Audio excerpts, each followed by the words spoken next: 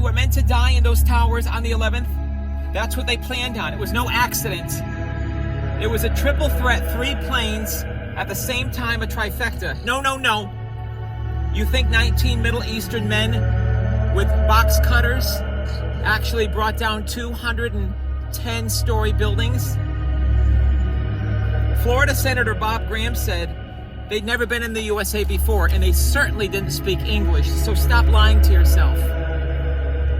Without knowledge of our mainframe computers, without advanced knowledge of our fighter jets or military systems in Rome, New York, without passwords, codes, how can they bring down those towers? All they had were box cutters. They were primitive. You understand what that means? Do you really understand what that means? Because I do. I knew someone who died in 9/11. We know someone that were in the towers, that were traitors. Atta knew how to fly into the buildings, but he certainly didn't know how to land them, and he didn't know how to shut off the transponder. That's how they were able to figure out where the plane was in the sky. He had no knowledge at all. He was really stupid. It's more sinister than you can imagine, more evil than a Halloween movie.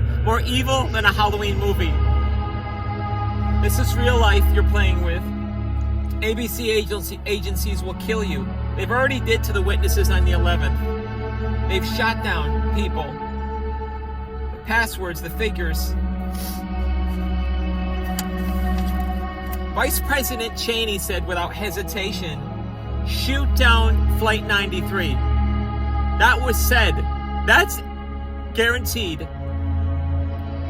He also said, we just shot down that plane. I really need to talk to the president. That's what occurred. That's the lies. You haven't been told the truth. And that's what you've believed. That people who were primitive and had no connection to this country, didn't know our systems, our knowledge, our Pentagon. It wasn't them who did it. It was the spooks. It was the farm. Do you understand what that means? I'm going to give you more specific information, and you're going to find out right now.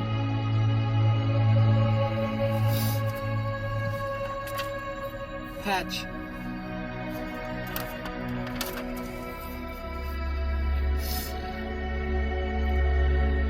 I'm going to talk about people who were killed. 9/11 witnesses who died. These were the people who were killed in mysterious circumstances who died. Barry Jennings. He was a former New York Housing Authority emergency coordinator. He and Michael Hess were blown back by a big explosion inside Building 7. Later, he recounted he heard explosions in Building 7 before either tower collapsed. He also said he was stepping over bodies, which contradicted the claim no one had died in Building 7. Barry died on August the 19th, 2008, mysteriously, days before the release of the report's first draft of 9/11. Beverly Eckhart lost her husband on 9/11. She didn't believe the official story. She was one of many families organizing for official disclosure on what really happened. She was bringing a lawsuit against the U.S. and the Saudi government. She was offered money by the U.S. government to keep quiet, but Beverly did not comply. Later, Eckhart died at age 57 in a strange commuter plane crash on February the 12th, 2009. A week before her death, she met with President Obama as an advocate for those who died on 9/11. Kenneth Johaman. Kenneth was a janitor at the World Trade Center. He reported seeing explosions in the basement and upper floors of the towers. He went on to say also there was a massive explosion in the basement of one of the towers. Kenneth he rescued someone who fell, who was burned badly. They had body burns everywhere. He talked about the explosions that went off at the base of the building, not in the towers, at the base of the building. He died September 2008 from a gunshot wound to the head from an accidental suicide. His suicide note made it look like it was over eviction. Kenneth had a large family, and his cousins had offered him a place to live. Moving on to Michael H. Doran. Who's Michael H. Doran? He was a 9/11 lawyer for the victims. He volunteered his services to help the victims receive money. He died on August the 28th, 2009, when his single-engine plane crashed in Ohio. Christopher Landis is the next one. He was a former operations manager for Safety Services Patrol for Virginia, all the way in Virginia, Department of Transportation. He had an unobstructed view of the Pentagon crash site and also unseen photos showing a cover-up. Pictures also were able to see 9/11 perps in their government automobiles. A week after the film of the information he had obtained by a company called CITGO, witness testimony on film, Christopher Landis mysteriously committed suicide. Nothing more has been given on his death. It ended there. Bertha Champagne. She was the babysitter for the perp Marvin Bush. The Marvin Bush family. Marvin P. Bush, the younger brother of George, was a director of a company called SECURACOM, Securum, in Stratesec, STRATESEC. It was a Saudi Arabia-backed company until June 2000.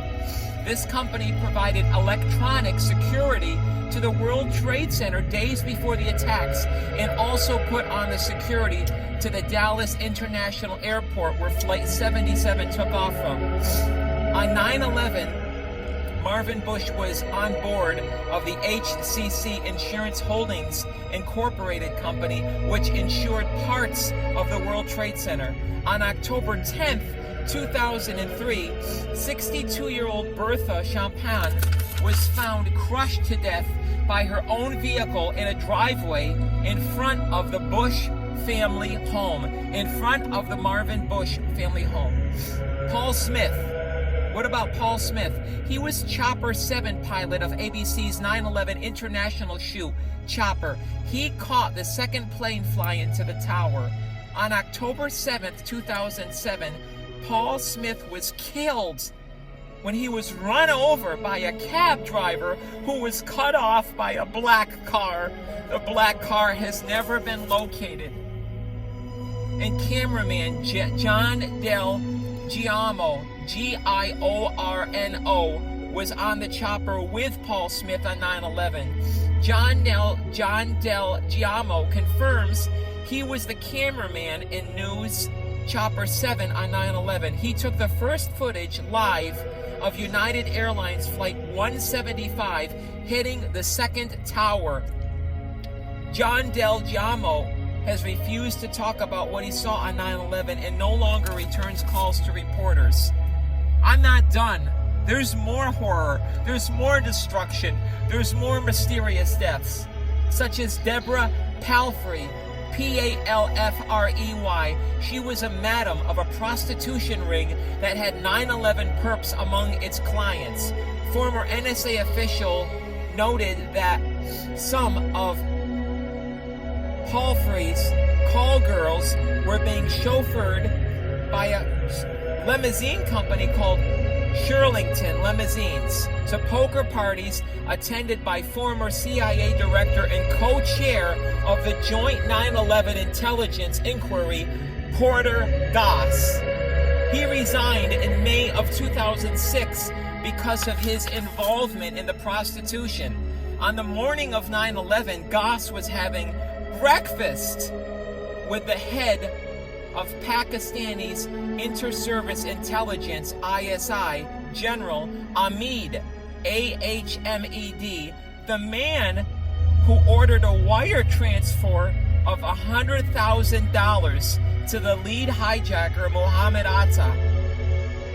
The head of the CIA, Porter Goss, is having breakfast with the head of the Pakistani general, Ahmed.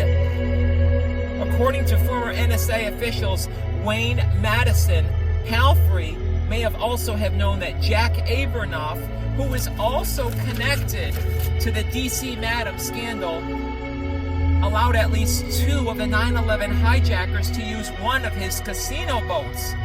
Deborah Palfrey said she had secret information on what led up to 9/11 as for the intelligence. She was on the Alex Jones show saying that she was going to reveal this, and Alex Jones asked her, "You're not going to commit suicide. You're not going to kill yourself, right?" And she says, "Of course not. I'm not going to commit suicide." That was on Alex Jones' show. On April 15th, 2008, she supposedly hung herself from a metal beam high in the ceilings of a shed, is where they found her dead.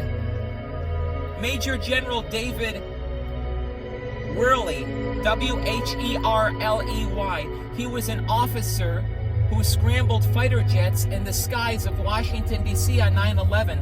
On June 22nd, 2009, Major General Worley was killed when 2 commuter trains crashed into each other. It was reported as the worst accident in Metro Rail's history in 33 years. How did it happen? The trains were suspiciously left in automatic control. They were not manually handled. They were left in automatic control. I'm not done. Salvatore Princiotta, Princiotta. He was a first responder firefighter from Ladder 9. The windows on his fire truck were blown out. There's more to it than you realize. The window gaskets were on the outside of the windows. The windows were blown out from the inside out, not from the outside in. What blew out the windows? It blew out all the windows back to the frame. Salvatore Princiotta was murdered on May 23rd, 2007. David Graham saw 3 of the alleged hijackers in Shreveport, Louisiana, with an alleged Pakistani businessman. We're talking about David Graham prior to 9/11. David went to the FBI with the information and received threats from federal officials. What happened to David? On September 17th, 2006, David Graham was found poisoned to death. Poisoned to death. September 17th, 2006. His death has never been investigated. Never been investigated. This is what's occurred. Back on me. This is what's occurred. This is what's happened. This is what's happened to these people. Nobody wants to talk about. Nobody wants to be part of this. Nobody wants to be understanding what really occurred. They just want to go away and not think that it can't happen to them. It can't happen to them. All that matters is, where's my next vacation? Where's my next marijuana coming from? Where's my next drink of alcohol coming from? What new car am I buying next? How's my 401k? Are my credit swaps making money this month? Do we still have tickets to the Opera House? I don't give a damn about that. What I care about is uncovering the truth. And that's what you're going to see in this upcoming movie. The movie is called September Cheney. Don't forget the name of the movie. September Cheney. Burn it into your minds. September Cheney. Back on the patch.